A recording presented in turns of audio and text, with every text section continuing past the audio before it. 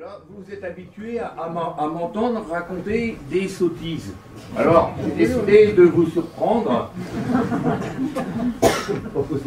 Si, et on va vous raconter une histoire assez étonnante, celle de Fanch Zimmermann. Drôle de nom. Fanch Zimmermann est né à Brest en 1921, d'une mère bretonne et d'un père alsacien. En 1942, il a donc, comme il est né en 21, il a 21 ans. Or, il se trouve que fin septembre 42, tous les jeunes nés en 20, 21, 22 étaient réquisitionnés pour aller travailler en Allemagne. On appelait ça le STO, le service travail obligatoire. Fanch n'était pas intéressé, personne n'était intéressé, donc il avait essayé de passer outre, comme ça. Ce jour-là, il se baladait dans Recouvrance, et il avait un trou dans son soulier. Au bout d'une petite rue, là, il a vu une cordonnerie. Il s'est dit, je vais mettre ma chaussure à réparer. Donc il est rentré chez le cordonnier, il y a des étagères à droite, à gauche, il y avait des chaussures un peu partout, il y a un petit comptoir au fond. Et là, il entend une voix, un jeune aussi comme lui, qui dit qu'est-ce que tu veux, mon gars? Ah ben, il dit, moi, c'est pour réparer ma chaussure. Il dit, pas de souci, t'as qu'à la donner là, moi je te donne un ticket, tiens, je te donne le 41, et t'as qu'à revenir jeudi, ça devrait être prêt. Alors Fanch sort de là, il sort de son impasse, et là, patrouille allemande qui lui tombe dessus, paf, embarqué. Papier, né en 21, entre 20 et 22, c'est bon mon gars, envoyé en Allemagne au STO, placé dans une usine d'armement. Alors notre Fanch, ça ne lui plaisait pas beaucoup, mais c'était que le début de sa misère. Parce que les Allemands, ils se sont dit Zimmermann, mais c'est un Alsacien. Or, les Alsaciens étaient embauchés pour faire ce qu'on appelait les malgré eux, c'est-à-dire des soldats allemands, alors qu'ils étaient nés français, mais l'Allemagne ayant annexé et non pas envahi l'Alsace, ils sont devenus allemands de force. Du coup, on l'a mis dans un camp d'entraînement intensif, et au bout de 3 mois, on l'a envoyé sur le front russe. Pas à Stalingrad, mais à Leningrad. Mais enfin, quand même. Seulement, Fanch, né d'une mère bretonne à Brest, se retrouve allemand à Leningrad, et ça lui dit rien du tout de mourir pour les Allemands, vous comprenez bien. Donc il a la bonne idée, qu'il croit, de se laisser capturer par les Russes. Les Russes l'attrapent, il regarde ses papiers, ah, Zimmermann, un Allemand. Promotion.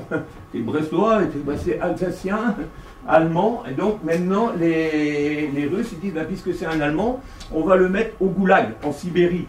Et donc pendant des années, notre Fanch creuse pour sortir du sel. Staline, c'est fini, les présidents russes succèdent, Brejnev, Khrouchtchev, machin, et puis Andropov, et un jour, Glasnost, Perestroïka. On libère notre Fanch. On lui dit, tu peux partir. Mais notre Fanch, vous pensez, on ne fait pas beaucoup d'économies à une mine de sel. Donc il n'a pas de papier, il n'a pas un rond, comment il va faire pour retourner en France? Et puis là, il a déjà presque 68 ans, enfin il n'est pas tout jeune. Donc, il se présente à la première ferme, le premier kolkhoz qu'il voit, et il est embauché pour faire le paysan. Donc il dit, je vais travailler là, je fais des économies, et je vais essayer de un jour rentrer au pays. Et là, il rencontre Irina, une des adjointes du chef de centre. Donc, ils sympathisent, et même plus, vous voyez, beaucoup d'affinités, et ils finissent par se marier. Donc voilà, notre Fanch marié à Irina.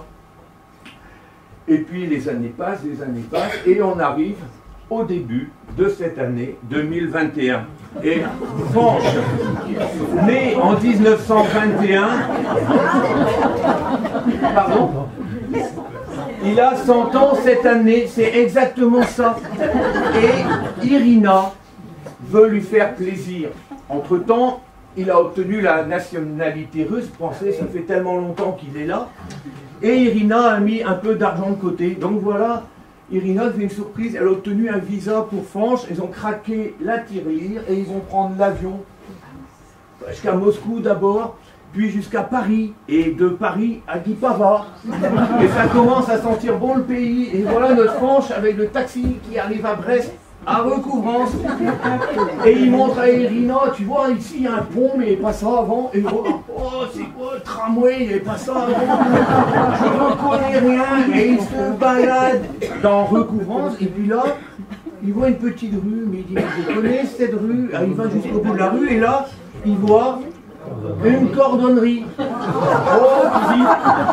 alors, il rentre dans la cordonnerie, il y a toujours des étagères à droite, à gauche, mais il n'y a plus beaucoup de chaussures, parce que maintenant, vous savez, on va chez les pompes, hein, pas Ikea, mais l'autre, là, Décathlon, qui on met 3 jours, quelqu'un se fout de la gueule, elles sont pas belles, des fois je belle.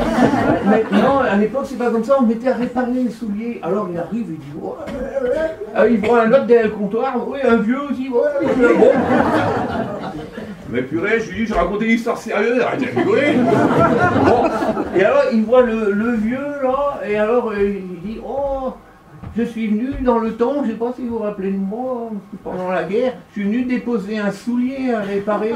Alors, il dit, ouais, quel numéro c'était? Alors, à Franche, il sort son portefeuille, il l'ouvre, et là, il trouve un bout de papier tout craquelé. C'est le seul truc qu'il a réussi à garder pendant toutes ces années. Au STO, au front russe et tout, machin. À la mine de sel, il a réussi à garder ce petit papier comme souvenir du pays. Alors, il le déplie. Et puis il dit 41. Alors il dit bouge pas, je vais voir. Derrière le comptoir, il soulève une trappe comme ça et il descend dans la cave quoi. Puis là, Franche attend en haut avec Irina, il dit oh, puis il entend quelle couleur c'était ta chaussure? Alors il dit bah marron. Oui, c'est bon. Quelle pointure c'était? 42. Ah oui, c'est ça, oui. Avec des lacets. Oui, c'est bon, c'est ça. Ah, mais là, dit le vieux, et il remonte, et il dit, bon, c'est bon, ils sont là. Bon, reviens jeudi, ça devrait être prêt.